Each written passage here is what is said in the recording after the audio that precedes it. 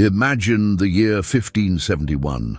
Two of history's greatest naval powers are about to clash in a battle that would alter the destiny of the Mediterranean forever. On one side stands the mighty Ottoman Empire in full expansion. On the other, an unlikely alliance of Catholic states united under the banner of faith. And at the center of this storm, a battle that would decide the future of Europe itself. This is the story of the Battle of Lepanto. In the 16th century, the Mediterranean was a battleground between the Christian and Islamic worlds. The Ottoman Empire, led by Sultan Selim II, advanced relentlessly, conquering territories and threatening the very heart of Europe. But on October 7, 1571, a coalition known as the Holy League, organized by Pope Pius V, confronted the Ottomans in an epic naval battle in the Gulf of Patras. The result? A Christian victory that marked the end of Ottoman expansion in the Mediterranean. The stakes couldn't have been higher. After conquering Constantinople over a century earlier, the Ottomans had systematically expanded their power across the eastern Mediterranean. Venice had already lost Cyprus. Rome itself feared invasion. And now, with over 400 ships and nearly 100,000 men prepared to fight to the death, the Mediterranean was about to witness one of the bloodiest and most decisive naval encounters in human history. Did you know that among the Christians fighting that day was Miguel de Cervantes, who would later write Don Quixote? Or that the Ottoman fleet contained thousands of Christian slave rowers chained to their benches, who would gain their freedom only through victory or death? These are the human stories behind the grand strategies and clashing empires. If you love history and want to unravel the mysteries of great empires like this video, subscribe to Modern Age Chronicles and don't miss a single episode. Join us as we dive deep into the magnificent and terrifying world of 16th century naval warfare, where faith, gunpowder, and courage collided to shape the modern world. The Holy League was perhaps one of history's most improbable alliances. Imagine bitter rivals and suspicious neighbors suddenly joining hands under a single banner. Venice, Spain, Genoa, the Papal States, and even the Knights of Malta, powers that had spent centuries competing, sometimes even fighting against each other, now stood shoulder to shoulder. But what could possibly unite such fractious states? The answer was simple: fear. Fear of the Ottoman Empire's seemingly unstoppable advance across the Mediterranean. By 1571, Sultan Selim II had conquered Cyprus, threatening Venetian trade routes. His fleets raided Italian coasts with impunity. The Muslim advance that had begun centuries earlier with the fall of Constantinople now threatened the Christian heartlands themselves. It took a remarkable man, Pope Pius V, to forge this alliance. Working tirelessly through diplomatic channels, he convinced King Philip II of Spain to set aside his differences with Venice. The Spanish monarch, who styled himself as the defender of Catholicism, eventually agreed, though not without extracting promises of financial support. Venice, desperate after losing Cyprus and watching their commercial empire crumble, finally accepted Spanish leadership. What's fascinating is how these traditional enemies overcame their deep suspicions. Venice had often preferred to deal with the Ottomans rather than their Christian rivals. Spain worried about Venetian independence. Genoa competed bitterly with Venice for Mediterranean trade. Yet here they were, their colorful fleet banners flying side by side. Together, they assembled a formidable armada, 208 galleys and 6 massive galleasses, floating fortresses packed with cannon. But even this combined might would face an Ottoman fleet of 222 galleys and 56 swifter galleots. The Christians were outnumbered, but they had one crucial advantage most people don't realize. Their ships carried almost 3 times as many cannon as the Ottoman vessels. Did you know that the Battle of Lepanto was one of the first major naval battles where cannons played a decisive role? This marked the beginning of a new era in naval warfare. While earlier Mediterranean battles relied primarily on ramming and boarding tactics, essentially land battles fought on floating platforms, Lepanto would demonstrate the devastating power of coordinated artillery fire. The Christian galleasses in particular were floating artillery platforms that would shock the Ottomans with their firepower. As the two fleets prepared to meet in the Gulf of Patras, every sailor and soldier knew what hung in the balance. This wasn't just a battle for territory or trade routes. It was, in their minds, a clash of civilizations, a desperate defense of their way of life. The battle was about to begin, and history was about to be made. Every great battle isn't just a clash of weapons and ships, but a contest of wills and minds. And at Lepanto, some of history's most fascinating characters took center stage in this naval drama. Leading the Christian forces was Don John of Austria, the 24-year-old illegitimate half-brother of King Philip II of Spain. Despite his youth, Don John was no ordinary commander. Born from an affair between Emperor Charles V and a German washerwoman, he grew up not knowing his royal heritage until his teenage years. When finally acknowledged by the Spanish crown, he rose quickly through military ranks, displaying remarkable charisma and tactical brilliance. What's extraordinary is that Pope Pius V personally insisted on Don John as supreme commander of the Holy League. The Pope reportedly had a vision that this young commander would lead Christendom to victory. Imagine the pressure on this young man's shoulders, commanding veteran admirals twice his age, with the fate of Christian Europe in his hands. At Don John's side stood the 75-year-old Venetian commander Sebastiano Venier, a man who couldn't have been more different from his youthful supreme commander. Grizzled, stubborn, and with a magnificent white beard that became legendary, Venier had spent decades defending Venetian interests. He wasn't even supposed to be the Venetian commander at Lepanto, but after the appointed admiral fell ill, Venier stepped in. There was little love lost between the Venetians and Spanish, and Venier nearly scuttled the alliance before the battle when he hanged several Spanish soldiers for brawling with his men. Only Don John's diplomatic skills prevented disaster. The papal contingent was led by Marcantonio Colonna from one of Rome's noble families, who served as a diplomatic bridge between the suspicious Spanish and Venetians. Together, these three men would need to overcome their cultural differences if they had any hope of victory. On the Ottoman side stood Ali Pasha, the Grand Admiral appointed by Sultan Selim, despite having almost no naval experience. What he lacked in maritime knowledge, he made up for in loyalty and courage. Ali carried with him a sacred banner from Mecca itself, believing divine favor would bring him victory. His flagship was a magnificent vessel carrying 400 soldiers and displaying opulent green silk banners with verses from the Quran embroidered in gold. Supporting him were two contrasting commanders. Mehmed Sirocco, governor of Alexandria, led the Ottoman right wing with a reputation for brutality toward Christian settlements. And perhaps most fascinating of all was Uluj Ali, a former Christian from Calabria who had converted to Islam after being captured by Ottoman corsairs. Rising from galley slave to become the brilliant ruler of Algiers, Uluj Ali was the most experienced naval commander on either side. He alone would survive the battle, with his reputation enhanced. These weren't merely military men following orders. They were living symbols of their civilizations, carrying the weight of religious belief, imperial ambition, and personal honor into battle. For Don John, victory would mean legitimacy and stepping out from his brother's shadow. For Ali Pasha, triumph would open the way to Rome itself.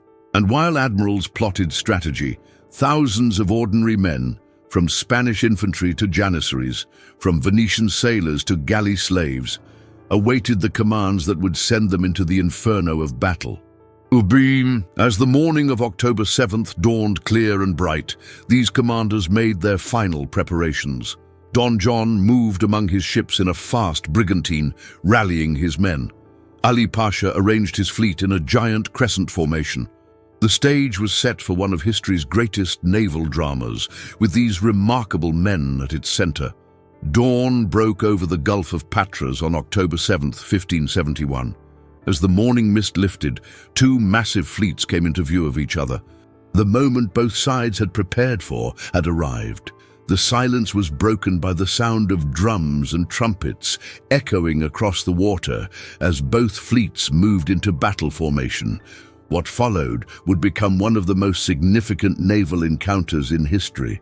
The Christian fleet advanced in a line stretching 4 miles wide, with their 6 powerful galleasses positioned about half a mile ahead of the main formation. Don John of Austria had divided his forces into 4 squadrons, the center under his direct command, the left wing led by the Venetian Agostino Barbarigo, the right wing commanded by the Genoese Giovanni Andrea Doria, and a reserve force under the Spaniard Santa Cruz. Across the water, Ali Pasha arranged his Ottoman fleet in a traditional crescent formation, hoping to envelop the Christian line. His green silk banner, inscribed with the name of Allah 99 times, flew proudly from his flagship. Both commanders knew there would be no retreat. This was to be a battle of annihilation. The first shots were fired by the Christian galleasses, those massive floating gun platforms that the Ottomans had never encountered before. As Ottoman galleys approached, they were met with devastating broadsides that tore through their hulls and decimated their crews. It was a shocking introduction to a new kind of naval warfare. Then the main fleets collided with such force that witnesses described the sound as resembling a mountain falling into the sea. The Christian left wing under Barbarigo found itself in immediate peril as Mehmed Sirocco's ships pushed them dangerously close to shore. Barbarigo himself fell early in the fighting, struck in the eye by an arrow. The Ottoman forces pressed their advantage, nearly breaking through. At the center of the battle, something extraordinary happened. Don John's flagship, the Real, and Ali Pasha's Sultana sought each other out deliberately. These two command ships crashed together with such force that the Ottoman vessel's bow splintered. The ships were grappled together, and what followed was essentially a land battle fought on their decks. 3 times the Spanish forces stormed the Ottoman flagship, and 3 times they were driven back. Meanwhile, on the Christian right wing, disaster loomed. The crafty Ulugh Ali spotted a gap in the Christian line and drove his ships through it, threatening to outflank Don John's center. He even captured the flagship of the Knights of Malta, the only Christian ship to be towed away as a prize that day. The battle's pivotal moment came when Don John, leading from the front with sword in hand, personally led a 4th assault on Ali Pasha's flagship. This time, the Spanish troops broke through. Ali Pasha was shot in the head, then beheaded by a Spanish soldier. The Ottoman sacred standard was captured, and when the massive green banner was lowered and the Spanish colors raised in its place, a wave of dismay swept through the Ottoman fleet. The Christian reserve force under Santa Cruz moved masterfully to plug gaps in the line and prevent Ulugh Ali's breakthrough from becoming a disaster. Gradually, the Ottoman resistance collapsed across the battlefield. Only Ulugh Ali, recognizing the hopelessness of the situation, managed to disengage with about 40 ships and flee to safety. As the sun began to set, the scale of the Christian victory became clear. 30,000 Ottoman sailors and soldiers dead, with another 15,000 Christian galley slaves freed from their chains. The Holy League had captured 137 Ottoman galleys while losing only 15 of their own. The waters of the Gulf were red with blood and littered with wreckage and bodies. Among the wounded Christians was a young Spanish soldier named Miguel de Cervantes, who would later write that he lost the use of his left hand for the greater glory of his right, the hand with which he would write Don Quixote. Such was the human cost and legacy of this monumental clash. The Battle of Lepanto had lasted just 4 hours, but in that brief time, the balance of power in the Mediterranean shifted forever. The myth of Ottoman naval invincibility was shattered. Though they would rebuild their fleet within a year, the psychological impact was irreversible. The Ottoman Empire had reached its high-water mark in the Mediterranean. From this point forward, its ambitions would turn eastward rather than toward the heart of Europe. Did you know that the Battle of Lepanto was one of the first to use cannons on a massive scale? The Christian galleasses alone carried more than 70 cannons each, revolutionizing naval combat right before everyone's eyes. If you're enjoying this video, please like, share, and subscribe to Modern Age Chronicles for more incredible historical stories, and tell us in the comments, do you think the Holy League would have won without Don John of Austria's leadership? I'd love to hear your thoughts on how much individual commanders can change the course of history. When news of the victory at Lepanto reached Europe, bells rang out from church towers across the continent. In Rome, Pope Pius V was at prayer when he suddenly looked up and declared, "A great victory has been won." Supposedly at the exact hour the battle was decided, though he wouldn't receive official confirmation for days. Such was the mystical significance attached to this clash of civilizations. The triumph at Lepanto was far more than just another military victory. It represented a psychological turning point in the centuries-old struggle between Christian Europe and the Ottoman Empire. For decades, Ottoman expansion had seemed unstoppable. Constantinople had fallen, the Balkans were conquered, Hungary was largely occupied, and Mediterranean islands were falling one by one. Now, suddenly, the tide had turned. Pope Pius V, who had worked tirelessly to form the Holy League, saw the victory as divine intervention. He established October 7th as the Feast of Our Lady of Victory, believing the Virgin Mary had interceded to protect Christendom. Later, this would become the Feast of the Holy Rosary, still celebrated in Catholic churches around the world today. The next time you see paintings of the Madonna standing over a naval battle, you're looking at artistic commemorations of Lepanto. The battle entered European imagination almost immediately. In Venice, the Senate commissioned massive paintings celebrating their role in the victory, paintings that still hang in the Doge's palace today. The Spanish composed songs and poems. One of the most famous literary works inspired by the battle came decades later when G.K. Chesterton wrote his epic poem Lepanto in 1915, with its thundering line, "Don John of Austria is going to the war." Yet for all this celebration, something curious happened. Despite this overwhelming victory, the Holy League failed to follow up with decisive action. Venice, always practical in matters of trade, signed a separate peace with the Ottomans just 2 years later. The alliance that had seemed so promising quickly dissolved into the usual European rivalries and suspicions. Even more surprisingly, Sultan Selim II managed to rebuild the Ottoman fleet within a year. 150 new galleys constructed in just 12 months, an extraordinary feat that demonstrated the empire's tremendous resources and resilience. As one Ottoman official reportedly told a Venetian ambassador, "By defeating our fleet, you have only shaved our beard. It will grow back stronger than before, but by taking Cyprus, we have cut off your arm." So what did Lepanto really change? If the Ottomans rebuilt their fleet and the Holy League disbanded, was it truly the decisive moment it seemed at the time? The answer lies not in immediate territorial changes, but in the deeper currents of history. Before Lepanto, Ottoman naval power seemed destined to dominate the Mediterranean entirely. After Lepanto, a new balance of power emerged. The Ottoman Empire remained formidable, but focused increasingly on land campaigns in Eastern Europe and Persia, rather than naval dominance of the Mediterranean. Perhaps most significantly, Lepanto marked the last great battle of the galley age. Within decades, Northern European powers with their heavy, cannon-armed sailing ships would begin to dominate naval warfare. The future belonged not to oar-powered galleys, but to the sailing ships of England, Holland, and eventually a resurgent France. The Mediterranean, the central arena of world politics for thousands of years, would gradually give way to the Atlantic as the center of global power.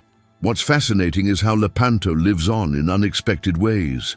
Did you know that the original Maltese falcon, yes, the one from the famous novel and film, was actually a jeweled falcon statue that the Knights of Malta gave to the Spanish king in gratitude for their role in the victory at Lepanto?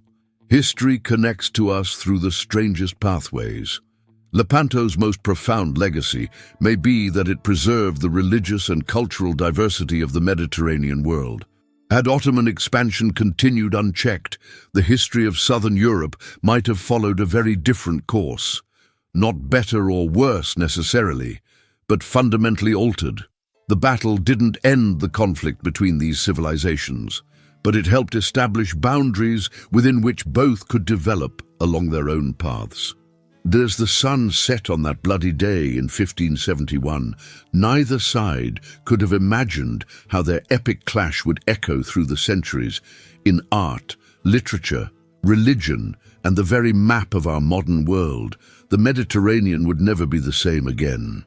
The Battle of Lepanto stands as one of the greatest naval confrontations in history, a moment when faith, strategy, and courage converged in the waters of the Mediterranean. As the sun set on October 7th, 1571, the sea was littered with broken ships and shattered dreams of empire. More than just a military engagement, Lepanto represented a pivotal crossroads for two civilizations that had been locked in conflict for centuries.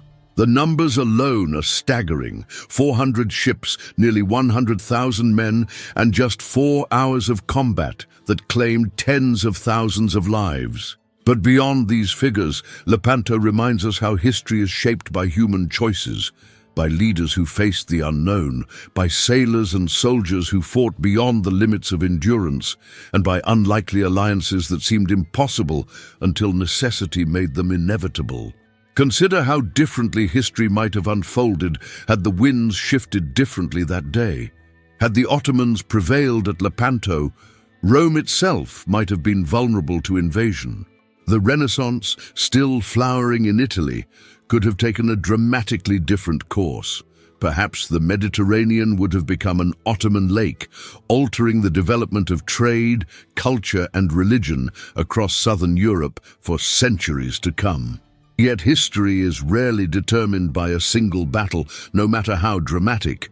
The Ottoman Empire would continue as a major power for 3 more centuries. Venice would decline regardless of this victory, and new powers from northern Europe would soon arrive in the Mediterranean, bringing different religions, technologies, and imperial ambitions. What fascinates me most about Lepanto is how it lives on in unexpected ways. The battle inspired Miguel de Cervantes as he created Don Quixote. It gave us the feast day of the Holy Rosary. Its imagery appears in art from Rome to Madrid. Even the famous green and red flag of Portugal bears the royal arms of King Sebastian, who sent ships to fight at Lepanto. Perhaps the most enduring legacy of Lepanto is what it teaches us about human cooperation in the face of seemingly insurmountable challenges. The Holy League, that fragile alliance of former enemies, reminds us that even the most bitter rivals can find common cause when confronted by a threat greater than their differences. In our own divided world, that might be the most valuable lesson of all. What do you think would have happened if the Ottomans had won at Lepanto? How might our world look different today? History is shaped by these pivotal moments, but also by the countless individual decisions that lead up to them and follow from them. If you enjoyed this exploration of one of history's great turning points, please leave a like, share this video with friends who appreciate history's great dramas, and subscribe to Modern Age Chronicles for more content about the fascinating world of the early modern period. From the rise and fall of empires to the birth of our modern world, we're dedicated to bringing these stories to life. This is Modern Age Chronicles, where the past comes alive. Until next time, remember that history isn't just about dates and facts. It's about people not so different from ourselves, facing extraordinary circumstances with the same hopes, fears, and courage that we recognize today.